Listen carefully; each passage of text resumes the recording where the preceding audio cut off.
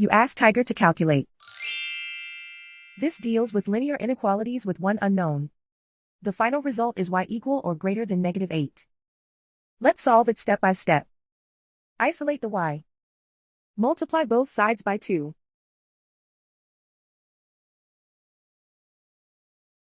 Group like terms.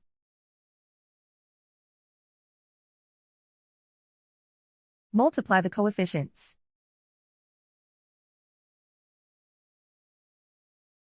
Simplify the arithmetic.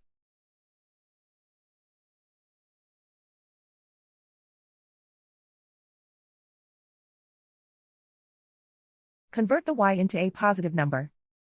Multiply both sides by -1. Whenever you multiply or divide by a negative, reverse the inequality sign.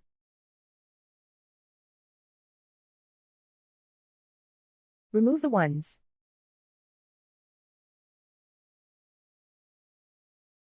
Simplify the arithmetic.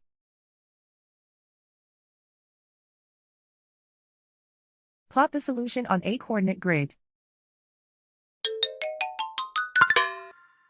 And so the final result is y equal or greater than -8.